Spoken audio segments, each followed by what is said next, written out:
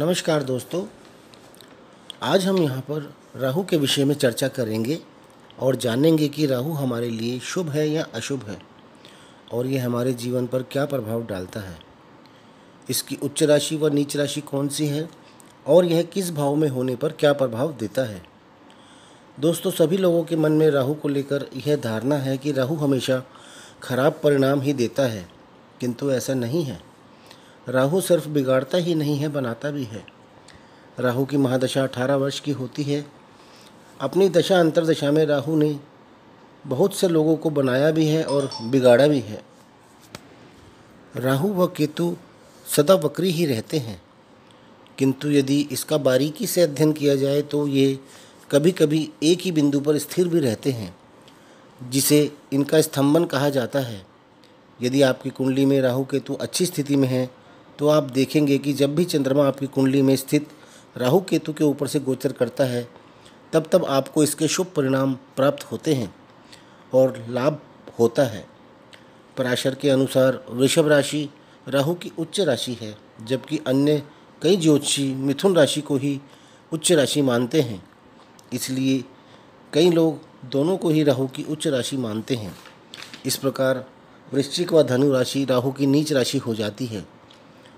इसी प्रकार पराशर के अनुसार मिथुन राशि राहु की मूल त्रिकोण राशि है, जबकि अन्य कई ज्योतिषी कुंभ राशि को राहु की मूल त्रिकोण राशि मानते हैं। आइए कुंडली में राहु के महत्व को जानते हैं। राहु किसी भी भाव में 18 महीने तक रहता है। यदि राहु केंद्र या त्रिकोण में हो तो अपनी दशा अंतर्दशा में राजयोग भी देता है। यदि राहु किसी ग्रह अथवा ग्रहों के साथ युति करता है तो उसे ग्रसित भी कर लेता है। किसी भी कुंडली में राहु मन की स्थिति से संबंधित होता है, जो कि किसी के उत्थान या पतन का कारण भी हो सकता है। यदि राहु सूर्य एवं शनि के साथ तृतीय भाव में हो तो अपनी दशा में साहस व सौभाग्य भी देता है। बृहस्पति की राशि में और बृहस्पति से दिष्ट राहु अच्छा माना जाता है। राहु केतु आपकी कुंडली के योगों के प्रभाव को बढ़ा सकते हैं। राजनीति के जीवन में उच्च स्तर पर पहुंचने के लिए राहु बहुत महत्वपूर्ण भूमिका निभाता है। फिल्म स्टार्स की कुंडली में राहु अहम भूमिका निभाता है, क्योंकि यह स्वांग रचने का कारक व अंधकारमय ग्रह होता है।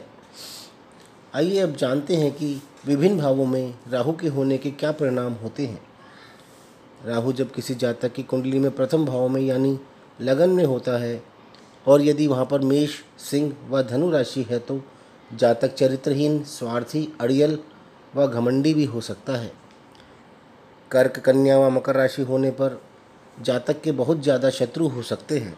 ऐसा जातक चोर भी हो सकता है। यदि यहाँ पर वृषभ या वृश्चिक राशि है तो वह अपनी पत्नी व धन के मामलों में विश्वास पात्र नहीं होता। पहले भाव में जब राहु होता है तब जातक को राहु की दशा में अपनी पत्नी व पार्टनर के प्रति सावधानी रखनी चाहिए। जब किसी जातक की कुंडली में राहु द्वितीय भाव में होता है तब जातक की वाणी बहुत कठोर होती है। वह झूठ बोलने वाला, अस्पष्ट भाषण करता, शीघ्र उत्तेजित होने वाला होता है। यदि यहाँ पर स्थित राहु पर शुभ दृष्टि आ रही है तो ऐसा जातक राजा से धन प्राप्त भी करता है और सुखी रहता है। और यदि द्वितीय भाव में स्थित राहु पर अशुभ दृष्टि आ रही है तो जातक धोखेबाज, मन में छल कपट और उसकी नेचर गलत तरीक़ों से धन कमाने की भी होती है। तृतीय भाव का राहु बहुत ही अच्छा होता है। यह राहु की बहुत ही अच्छी स्थिति मानी जाती है। ऐसे जातक में आत्म संयम व आत्म शक्ति बहुत ज़्यादा होती है। यहाँ स्थित राहु यदि अशुभ ग्रहों से दृष्ट हो तो भाई बहनों के लिए भी शुभ नहीं होता और वह जातक से साहस व जोश में भी बहुत कमी ला देता है। शुभ ग्रहों से दृष्ट राहु आपको एक अच्छा खिलाड़ी भी बना सकता है। आपके अंदर साहस व जोश बहुत मात्रा में हो सकता है। तीसरे भाव का राहु जातक को अपनी दशा में बहुत ऊंचाइयां भी प्रदान करता है। चौथे भाव का राहु कुंडली में स्थित ग्रहों व योगों के अनुसार केंद्र के स्वामियों की स्थिति के अनुसार परिणाम देता है। यदि चतुर्थ भाव का राहु खराब स्थिति में है तो वह संतानहीनता भी दे सकता है। इसके अलावा जीवन साथी से विवाद, दुर्भाग्य व जीवन में निराशा भी दे सकता है। चतुर्थेश के साथ स्थित होने पर इसके प्रभाव शुभ नहीं होते। शुभ ग्रहों के साथ स्थित होने पर चतुर्थ भाव के शुभ परिणाम होते हैं। पंचम भाव में स्थित राहु यदि शुभ स्थिति में नहीं है तो जातक को मिलने वाले शुभ परिणामों में अड़चनें आ जाती हैं और संतान से संबंधित परेशानियां होने लगती हैं। प्यार में अड़चनें देता है। जुए या लॉटरी में इंसान अपना पैसा हार जाता है। और यदि यहाँ पर स्थित राहु शुभ स्थिति में है तो इस भाव से संबंधित शुभ फलों की प्राप्ति होती है, क्योंकि यह त्रिकोण भाव है जिसे हम लक्ष्मी स्थान भी कहते हैं। यदि राहु यहाँ पर राजयोग कारक ग्रहों के साथ है तो जातक को राजयोग भी प्रदान करता है और जातक जीवन में बहुत ऊंचाइयां हासिल करता है। यदि राहु छठे भाव में स्थित है तो राहु के यहाँ पर अपनी दशा अंतर्दशा में बहुत ही शुभ परिणाम प्राप्त होते हैं, किंतु यह परिणाम कितने अच्छे होंगे यह इस स्थिति पर डिपेंड करता है कि वह किस राशि में स्थित है, क्योंकि छठे भाव में राहु के परिणाम शुभ माने जाते हैं। छठे भाव में यदि राहु षष्ठेश के यानी कि छठे भाव के स्वामी के साथ बैठा है तो यह अशुभ होता है। यह दुर्घटना का कारण भी बन सकता है। पॉलिटिशियंस के लिए छठे भाव का राहु बहुत शुभ माना जाता है। जब किसी जातक की कुंडली में राहु सातवें भाव में स्थित होता है तो यह राहु की शुभ स्थिति नहीं मानी जाती, क्योंकि सातवां भाव विवाह का भाव होता है, साथ ही यह मारक भाव भी होता है। यहाँ पर राहु स्थित होने पर पत्नी के साथ विवादपूर्ण स्थिति बनी रहती है। ऐसे जातक के चरित्रहीन महिलाओं से भी संबंध रह सकते हैं। सिर्फ सप्तम भाव में राहु के स्थित होने मात्र से किसी भी कुंडली का विवाह के लिए त्याग नहीं करना चाहिए, बल्कि वर वधू की कुंडली को पूरी तरह से अलग अलग जांचना चाहिए तथा उसके सारे मिलान करने के बाद ही किसी निष्कर्ष पर पहुंचना चाहिए, क्योंकि कई लोग सातवें भाव में राहु को देखकर कुंडली को विवाह के लिए अनुचित बता देते हैं, जो कि सही नहीं है।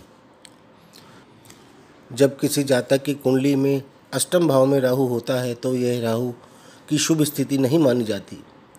राहु की यह स्थिति जातक को गुप्त रोग भी दे सकती है। जातक दरिद्र, कायर व जल्दबाजी में काम करने वाला यानी बिना सोचे विचारे काम करने वाला हो सकता है। राहु पर शुभ ग्रहों की दृष्टि होने पर आर्थिक स्थिति अच्छी हो सकती है। अष्टम भाव में पुरुष राशियों का राहु शुभ नहीं होता। वह गलत कार्यों से धन, तनाव व परेशानियां देता है। स्त्री राशियों में स्थित राहु सहनशील व घर को जोड़ कर रखने वाली पत्नी देता है। जब राहु नवम भाव में होता है और यह शुभ स्थिति में होता है तो जातक एक होनहार स्टूडेंट, प्रभावशाली वक्ता, भक्ति भाव वाला, मानवतापूर्ण कार्य करने वाला तथा धर्म में बहुत आस्था रखने वाला होता है। और यदि नवम भाव में स्थित राहु शुभ स्थिति में नहीं है तो मान, धन संपत्ति की हानि, नास्तिक व अनैतिक कार्य करने वाला भी हो सकता है। जब राहु दशम भाव में होता है तो यह स्थिति बहुत शुभ मानी जाती है। यह अपनी महादशा में राजयोग देता है, किंतु यदि यहाँ पर स्थित राहु अशुभ ग्रहों से दृष्ट है तो परिणामों में कुछ परिवर्तन हो सकता है। जबकि राहु की स्थिति शुभ होने पर जातक सत्यवादी, ईमानदार, शिक्षित, परिश्रमी, सम्माननीय और एक बहुत ही अच्छा व्यक्ति होता है। उस पर भरोसा किया जा सकता है। यदि यहाँ पर स्थित राहु कमज़ोर व पीड़ित अवस्था में है तो जातक बेईमान, बहुत ज़्यादा बातूनी, खर्चीला, घमंडी व अहंकारी भी हो सकता है। राहु जब 11वें भाव में होता है तब यह स्थिति भी राहु की एक बहुत ही शुभ स्थिति मानी जाती है। यहाँ पर स्थित राहु जातक को आकर्षक व दयालु भी बनाता है। वह अपने भाई बहनों में या तो सबसे बड़ा होता है या सबसे छोटा होता है। हो सकता है कि वह अपने माँ बाप की अकेली संतान हो। ऐसा जातक विदेश में निवास करने वाला भी हो सकता है। ऐसे जातक को अक्सर अपने प्रथम पुत्र से कम खुशियाँ प्राप्त होती हैं। एकादश भाव का राहु जातक को धन संपत्ति का सुख भी प्रदान करता है। राहु जब किसी जातक की कुंडली में द्वादश भाव में होता है तब यह राहु की शुभ स्थिति नहीं मानी जाती, और जब उस पर शुभ ग्रहों की दृष्टि नहीं होती तब यह बहुत ही अशुभ प्रभाव देता है। जातक हर तरफ से समस्याओं से घिरा रहता है। राहु की दशा में पत्नी से विवाद व संतान से भी विवाद बढ़ सकता है। ऐसे जातक की धर्म के प्रति रुचि नहीं रहती है, वह अपने निवास से दूर ही रहता है। कई बार वह विदेश में भी निवास करता है। दोस्तों, इस प्रकार से हम अपनी कुंडली में राहु की स्थिति देखकर काफ़ी जानकारी हासिल कर सकते हैं। नेक्स्ट वीडियो में हम केतु के बारे में बात करेंगे। आपको यदि ये वीडियो पसंद आए तो इसे लाइक अवश्य करें और साथ ही हमारे चैनल को सब्सक्राइब भी करें। धन्यवाद।